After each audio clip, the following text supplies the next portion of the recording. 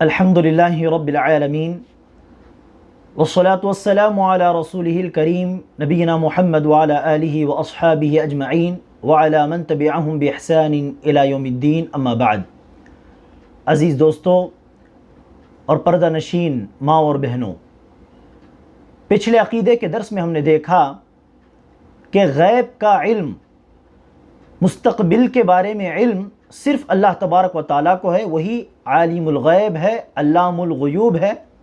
اللہ کے سوا نہ کسی مقرب فرشتے کو، نہ ہی کسی افضل ترین رسول اور نبی کو غیب کا علم ہے۔ کسی کو غیب کا علم نہیں۔ کل کیا ہونے والا ہے، اگلے سیکنڈ کیا ہونے والا ہے، اس کی خبر صرف اور صرف اللہ تبارک و تعالیٰ کو ہے۔ ہاں، انبیاء کرام، نبی اور رسول، اللہ ان کو جو باتیں بتلاتا ہے وحی کے ذریعے، اس کی روشنی میں وہ کل کے بارے میں، قیامت کے پہلے ہونے والے واقعات کے بارے میں وحی کی روشنی میں وہ بتا سکتے ہیں۔ وحی ان پر نازل نہ ہو تو وہ کچھ بھی نہیں بتا سکتے، زبان ہی نہیں کھول سکتے کل کے بارے میں۔ اگر کوئی یہ دعویٰ کرتا ہے کہ میں غیب کا علم رکھتا ہوں، مجھے غیب کی خبریں معلوم ہے، کل کیا ہونے والا ہے معلوم ہے کس کے ساتھ، تو سب سے بڑا جھوٹا ہے، دھوکے باز ہے، لوگوں کو فتنے میں ڈالنا چاہتا ہے، یا ایک کہ خود وہ کسی کے فتنے میں پڑ گیا ہے، وہ شیطان کے دھوکے میں پڑ گیا ہے۔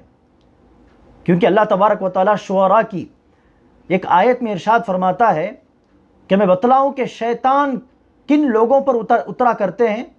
اللہ نے کہا تنزل علی کل افاک اثیم، گنہگار قسم کے لوگ، ان لوگوں پر شیاطین اترا کرتے ہیں۔ تو یہ لوگ شیطان کے دھوکے میں پڑ کر یہ سمجھ بیٹھتے ہیں کہ میرے پاس غیب کی خبریں آتی ہیں، اسے کیا معلوم کہ ان کے پاس تو شیاطین آ رہے ہیں، شیطان بعض چیزیں ان کو بتلا رہے ہیں۔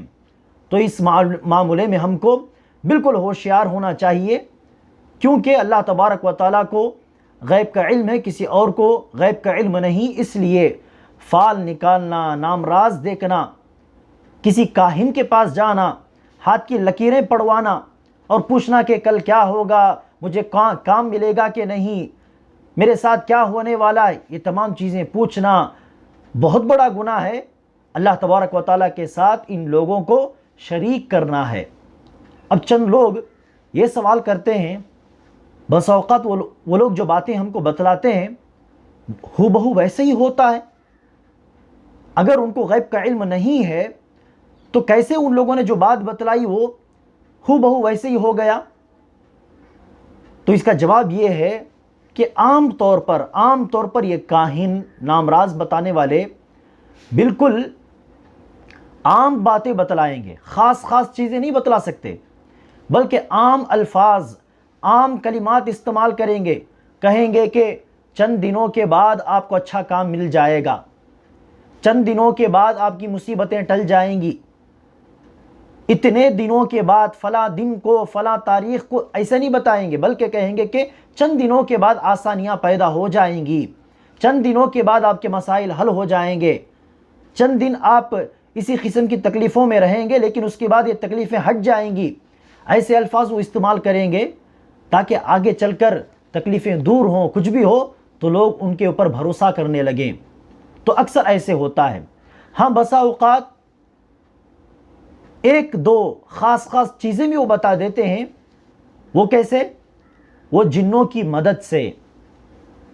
جیسے کہ بخاری شریف کی حدیث کے اندر اللہ کے رسول صلی اللہ علیہ وسلم نے بتلایا کہ جن، اللہ تبارک و تعالیٰ فرشتوں سے جو بات کرتا ہے، اپنے مقرب فرشتوں سے، پھر وہ فرشتے جا کر نیچے ساتویں آسمان میں جو فرشتے ہوتے ہیں ان کے پاس وہ باتیں بتلاتے ہیں، تو فرشتوں کے درمیان جو باتیں ہوتی ہیں اسے چھپ کر سننے کی کوشش کرتے ہیں یہ جنات۔ فرشتے جب آپس میں بات چیت کرتے ہیں، بعض فرشتے مقرب فرشتوں سے پوچھتے ہیں کہ اللہ نے تم سے کیا کہا، فرشتے ان لوگوں سے، ان دوسرے فرشتوں سے کچھ کہتے ہیں، تو ان میں سے ایک دو باتیں وہ جنات سننے کی کوشش کرتے ہیں، سن لیا تو فوراً نیچے کے جنوں کو بات پہنچاتے ہیں۔ فرشتے ان جنوں پر وار کرتے ہیں تو فوراً اس میسیج کو، اس بات کو پاس کرنے کی کوشش کرتے ہیں، دوسروں تک پہنچانے کی کوشش کرتے ہیں۔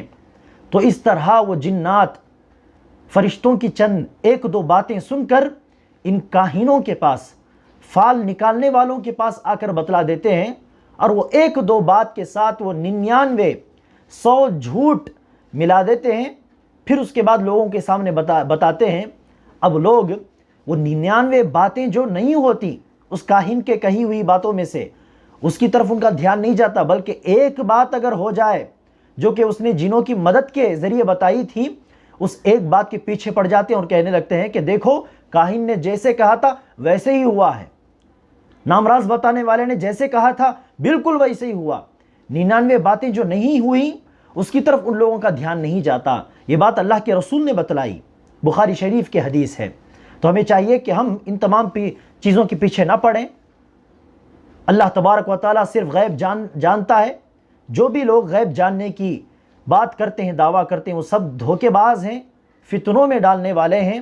اس طرح ہمارا ایمان ہونا چاہیے. شیخ البانی رحمہ اللہ ایک بہت بڑے عالم گزرے ہیں جن کا 2000 میں تقریباً انتقال ہوا. ان کے پاس ایک آدمی آیا اور کہنے لگا کہ مجھے غیب کا علم ہے. ایک زمانہ تھا لوگ کہا کرتے تھے اللہ کے رسول کو غیب کا علم ہے، اللہ کو بھی غیب کا علم ہے، اللہ کے نبی محمد مصطفیٰ صلی اللہ علیہ وسلم کو بھی غیب کا علم. لیکن رفتہ رفتہ لوگ یہ کہنے لگے کہ مجھے بھی غیب کا علم ہے، فلاں کو بھی غیب کا علم ہے. نہ صرف اللہ کے رسول کو، ہر کسی کو آج کل غیب کا علم مل جاتا ہے. تو اس آدمی نے کہا مجھے غیب کا علم ہے. شیخ البانی نے کہا ہاں اس معاملے میں ہم گفتگو کریں گے. اس آدمی نے کہا کہ ہاں اس معاملے میں ہم ڈیبیٹ کریں گے، مناظرہ کریں گے. شیخ البانی رحمہ اللہ کہنے لگے ہاں میں تمہارے ساتھ مناظرہ کرنے کے لیے، بحث و مباحثہ، ڈیبیٹ کرنے کے لیے تیار ہوں، لیکن میری ایک شرط ہے، ایک کنڈیشن ہے میری. اس آدمی نے پوچھا کیا کنڈیشن ہے بتلاؤ. شیخ البانی رحمہ اللہ نے کہا میری ایک کنڈیشن کیا ہے تمہیں نہیں معلوم، اور تم غیب دان ہونے کا دعویٰ کرتے ہو. میں نے دل میں کیا سوچا، میری ایک کنڈیشن کیا ہے اس کی تم کو خبر نہیں، اور غیب کے خبر ہونے کی تم بات کرتے ہو. تو اس طرح ڈیبیٹ مناظرہ شروع ہونے سے پہلے ہی ختم ہو گیا. تو اس طرح یہ تمام لوگ دھوکے باز ہوتے ہیں. ان کے فتنوں سے بچنا ہماری ذمہ داری ہے تاکہ ہم اپنے ایمان کی، عقیدے کی حفاظت کر سکیں. اب ہم آگے چلتے ہیں. جس طرح غیب کا علم کسی اور کے پاس، کسی اور کو غیب کا علم حاصل ہے، کوئی اور بھی جو ہے عالم الغیب ہے، اس طرح ماننے سے شرک ہوتا ہے.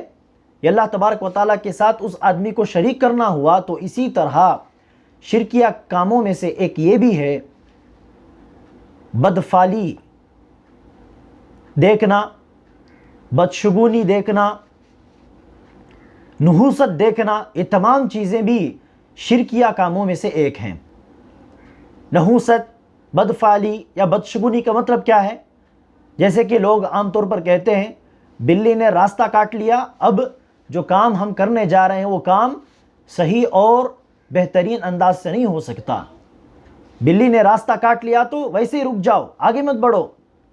سفر کا مہینہ، سفر کے مہینے میں کوئی کام نہیں کرنا چاہیے.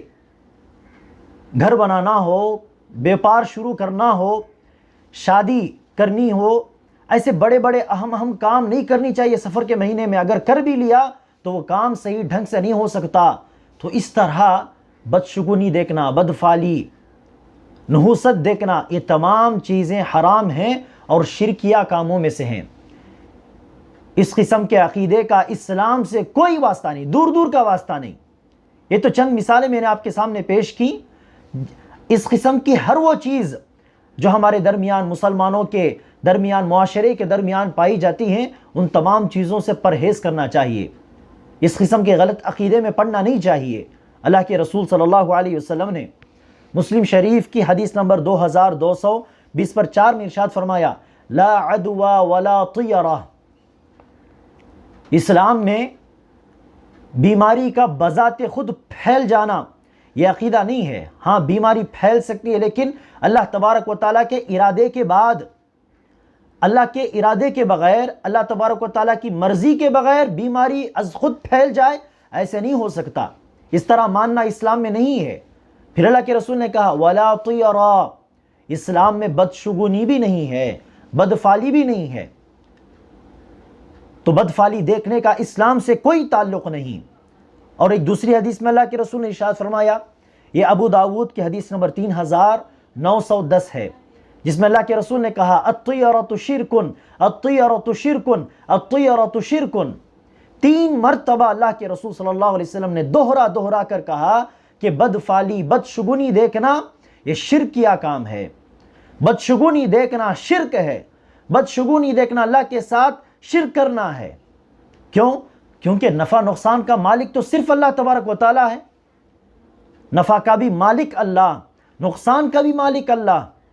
جب اللہ تبارک و تعالیٰ نفع اور نقصان کا مالک ہے تو ایسے میں ایسی چند چیزوں کو دیکھ کر یہ سمجھ بیٹھنا کہ اس طرح ہو گیا تو یہ کام ڈھنگ سے نہیں ہو سکتا۔ گویا کہ نفع اور نقصان کا مالک ہم نے اس چیز کو بنا دیا۔ عرب کے لوگ بھی اسی طرح کیا کرتے، جس طرح معاشرے میں یہ بات مشہور ہے کہ بلی نے راستہ کاٹ لیا تو وہ کام درست نہیں ہو سکتا۔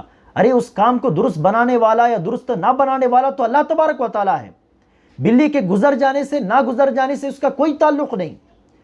عرب کے لوگ بھی اسی طرح کیا کرتے، عرب کے لوگ پرندے کو اڑنے دیتے، اڑاتے، جب وہ پرندہ دائیں جانب پلٹ کر اڑنے لگتا تو کہتے کہ ہاں یہ چیز اچھی ہوگی، یہ کام درست ہوگا۔ جب وہ پرندہ اڑتے اڑتے بائیں جانب پلٹ کر چل جاتا تو وہ لوگ کہنے لگتے کہ ہاں یہ کام اچھا نہیں ہو سکتا، اس طرح وہ کام کرنے سے رک جاتے۔ تو اس طرح کسی پرندے کے اڑنے پر بنیاد بنانا، بلی کے گزرنے پر نہ گزرنے پر کسی چیز کی بنیاد ڈالنا، یہ تمام چیزیں بدشگونی ہیں، نحوست دیکھنا ہے۔ ان تمام چیزوں سے دور رہنا ہمارے ایمان کی حفاظت کے لیے بہت بہت ضروری ہے۔ اللہ کے رسول صلی اللہ علیہ وسلم نے ایک دوسری حدیث میں ارشاد فرمایا، من ردته الطیرۃ عن حاجته فقد اشرک، جو کوئی بدشگونی کی وجہ سے، بدفعلی کی وجہ سے کسی کام کے کرتے کرتے وہ رک جائے، کام کرنے لگا تھا لیکن دیکھا کہ بلی گزر گئی، فوراً رک گیا، کہا کہ میں نہیں جاؤں گا۔ یہ تو بس ایک مثال ہے، اس قسم کی تمام چیزوں کو آپ سمجھ لیجئے۔ کام کرنا چاہ رہا تھا لیکن بدشگونی کی وجہ سے، نحوست کی وجہ سے اس نے کیا کیا، کام کرتے کرتے اس کام کو چھوڑ دیا، تو اللہ کے رسول نے کہا کہ اس نے شرک کر دیا، کیونکہ اس نے اس نقصان کا مالک، نفع کا مالک اس خاص چیز کو بنا دیا۔ نفع نقصان کا مالک تو اللہ ہے، بسم اللہ کہہ کر، اللہ کا نام لے کر شروع کر دو۔ ہر دن اللہ تبارک و تعالیٰ کی نگاہ میں برابر ہے، ہر مہینہ اللہ تبارک و تعالیٰ کے نزدیک برابر ہے۔ بس اللہ کا نام لے کر استخارہ کر کے کام کو شروع کرو، اللہ تبارک و تعالیٰ سے دعا کرو، اللہ تبارک و تعالیٰ اس کام میں برکت دے گا، اس کام کو نفع بخش بنائے گا۔ ان تمام شریعت کی روشنی میں استخارہ کرنے کو چھوڑ کر، شریعت کی روشنی میں اللہ تبارک و تعالیٰ سے برکت کی دعا کرنے کو چھوڑ کر ہم بدفعلی دیکھنے لگیں، بدشگونی کرنے لگیں، یہ اسلام نہیں ہے، یہ ایمان نہیں ہے۔ تو ہمیں چاہیے کہ ہم نفع اور نقصان کا مالک صرف اللہ تبارک و تعالیٰ کو جانیں۔ اگر عادت کی وجہ سے کئی لوگ ہیں جو اسی ماحول میں پل چکے ہیں، کوے نے آواز لگائی تو کہتے ہیں کہ فلاں ہوگا، گدھے نے پکارا تو کہتے ہیں ایسا ہوگا، رات میں کسی نے ناخن کاٹ دیے، ہاں رات میں ناخن کاٹنے سے نیچے ناخن گر جائیں گے، پیر میں چبھنے کا اندیشہ، اس طرح کہیے، لیکن یہ کہنا کہ رات میں ناخن کاٹنے سے اس طرح ہوگا، ان تمام چیزوں کی کوئی بنیاد نہیں، یہ تمام چیزیں غلط ہیں، غلط عقیدے ہیں۔ اگر عادت کی وجہ سے کسی کی زبان سے ایسی باتیں نکل گئیں، بدشگونی کی باتیں، تو اللہ کے رسول صلی اللہ علیہ وسلم نے کہا اگر کسی نے جانے انجانے سے بدشگونی کر لیا تو اسے کیا کرنا چاہیے؟ اس کو چاہیے کہ یہ کہے، یہ دعا پڑھے، لا خیر الا خیرک ولا طیر الا طیرک ولا الہ غیرک، اے اللہ خیر، بھلائی تو صرف وہی ہے جو تو نے لکھ دیا ہے تقدیر میں، اور برائی، نقصان تو صرف وہی ہے جو تو نے میری تقدیر میں لکھ دیا، نفع صرف وہی جو تو نے تقدیر میں لکھا، نقصان بھی صرف وہی ہے جو تو نے میری تقدیر میں لکھ دیا، اور تیرے سوا کوئی معبود برحق نہیں۔ اس طرح کہہ کر دوبارہ اپنے ایمان کو زندہ کر لینا چاہیے، اور یہ بدشگونی کے عقیدے کو پھینک دینا چاہیے، ٹھوکر مار کے چھوڑ دینا چاہیے۔ تو اس طرح یہ الفاظ کہہ دینے سے اس کا کفارہ ادا ہو جائے گا، یہ اللہ کے رسول صلی اللہ علیہ وسلم نے ارشاد فرمایا۔ تو ہمیں چاہیے کہ ہم بدشگونی دیکھنے سے، بدفعلی دیکھنے سے پرہیز کریں، اور یہ ہمارا پختہ ایمان ہو، یقین ہو کہ نفع اور نقصان کا مالک تو صرف اور صرف اللہ تبارک و تعالیٰ ہے۔ چاہے کوئی بھی دن ہو، کوئی بھی وقت ہو، اللہ کا نام لے کر بسم اللہ کہہ کر استخارہ کیجئے، اللہ سے بھلائی کو مانگیے، اور جائز طریقے سے کوئی بھی کام کیجئے، پھر اس کے بعد رزلٹ کیا ہے، نتیجہ کیا ہے، یہ اللہ پر چھوڑ دیجئے۔ اللہ اس کو نقصان دہ بنائے گا یا نفع بخش بنائے گا، یہ اللہ تبارک و تعالیٰ کی مرضی ہے۔ تو اس طرح ہمیں اپنے ایمان کی حفاظت کرنی چاہیے۔ اور اسی طرح محترم حضرات، بدشگونی یہ تو جائز نہیں ہے، لیکن نیک فالی دیکھنا، اس کے بارے میں اللہ کے رسول صلی اللہ علیہ وسلم نے اسی مسلم شریف کی 2224ویں حدیث میں اللہ کے رسول نے ارشاد فرمایا، وَيُعْجِبُنِ الْفَأْلُ، مجھے نیک فال دیکھنا اچھا لگتا ہے۔ فال دیکھنا کا یہاں یہ مطلب نہیں کہ کسی کے پاس جا کے پوچھنا کہ بتاؤ کہ مجھے اچھا کام ملے گا کہ نہیں، بتاؤ کہ مجھے بچے پیدا ہوں گے کہ نہیں، یہ مطلب نہیں ہے، بلکہ یہاں پر نیک فالی کا مطلب کیا ہے، خود حدیث کے اندر اللہ کے رسول نے بیان کیا کہ اچھے الفاظ، بہترین خوبصورت کلمات، جیسے کہ اس کی ایک مثال ہم اللہ کے رسول کی سیرت میں دیکھتے ہیں کہ اللہ کے رسول صلی اللہ علیہ وسلم کا کافروں کے ساتھ، مکے کے مشرکوں کے ساتھ کچھ معاہدہ تھا، جسے ہم صلح حدیبیہ کہتے ہیں۔ اس موقع پر، اس معاہدے کے صلح کے موقع پر قریش کی جانب سے، کافروں کی جانب سے ایک شخص آئے اللہ کے رسول سے بات چیت کرنے کے لیے، جن کا نام تھا سہیل۔ سہیل، سہل یا سہیل کا مطلب ہے آسانی، آسان۔ تو اللہ کے رسول صلی اللہ علیہ وسلم سے جب کہا گیا کہ اللہ کے نبی سہیل آ رہے ہیں آپ سے بات کرنے کے لیے، تو اللہ کے رسول نے اس نام کو سنتے ہوئے کہا سہیل آ رہے ہیں تو انشاءاللہ اس معاملے میں آسانی ہوگی۔ تو اس طرح اس لفظ کو بنیاد بنا کر اللہ سے اچھی چیز کی امید رکھنا، وہاں بھی ہمارا عقیدہ یہی ہوگا کہ اللہ تبارک و تعالیٰ چاہے تو کچھ اچھا ہوگا انشاءاللہ، اللہ چاہے تو اس طرح کچھ ہو سکتا ہے۔ تو وہاں بھی ہم یہ عقیدہ نہیں رکھتے کہ اس طرح ہو جائے گا، بلکہ ہمارا یہی عقیدہ ہوگا کہ اللہ چاہے تو اچھا ہوگا۔ مثال کے طور پر آپ غمزدہ تھے، کسی معاملے میں پریشان تھے، تب آپ نماز کے لیے گئے، مثال کے طور پر نماز میں امام صاحب نے کسی سورے کی تلاوت کی جس میں اللہ تبارک و تعالیٰ نے ارشاد فرمایا مثال کے طور پر کہ ان مع العسر یسرا، آپ پریشان حال ہیں، آپ مصیبت میں پڑے ہوئے ہیں، تکلیف میں ہیں، ایسے موقع پر آپ نماز کے لیے گئے اور امام صاحب نے یہ سورے کی تلاوت کی۔ اس سورے میں اللہ تبارک و تعالیٰ نے کہا ان مع العسر یسرا، مشکلوں کے بعد آسانی ہے۔ تو آپ نے اس لفظ کو بنیاد بنا کر یہ سوچا کہ آج میں پریشان تھا، مصیبت میں تھا، امام صاحب نے یہ آیت تلاوت کی، انشاءاللہ ویسے ہی میرے ساتھ ہوگا، مصیبت کے بعد، تکلیف کے بعد آسانیاں آئیں گی انشاءاللہ۔ تو اس طرح اس لفظ کو سننے کے بعد اللہ سے یہ امید رکھنا، وہاں ہم اللہ سے امید جوڑ رہے ہیں، کسی اور سے نہیں۔ اللہ تبارک و تعالیٰ کی مرضی ہو تو کچھ اچھا ہوگا، یہ ہم سوچتے ہیں، تو اس طرح سوچنے کی اجازت ہے۔ تو اچھے کلمات کو سن کر اللہ سے امید باندھنا، اس کو نیک فالی کہا جاتا ہے، اس کی اسلام کے اندر اجازت ہے۔ تو اس طرح ہمیں چاہیے کہ ہم بدشگونی سے کلی طور پر پرہیز کریں، اور اچھے الفاظ سن کر اللہ سے امید لگانا، یہ تو اسلام کے اندر جائز ہے۔ اور اسی طرح محترم حضرات، شرکیہ کاموں میں سے جادو تو نہ کرنا۔ انشاءاللہ ہم جادو کے سلسلے میں کچھ تفصیل سے، مزید تفصیلات کے ساتھ ہم اگلے کسی درس میں ہم دیکھیں گے، لیکن یہاں پر مختصر طور پر آپ یہ ذہن پہ اس بات کو بٹھا لیں کہ جادو تو نہ کرنا یا کروانا یہ شرکیہ کاموں میں سے ہے، یہ کفر ہے، اللہ تبارک و تعالیٰ کا انکار ہے۔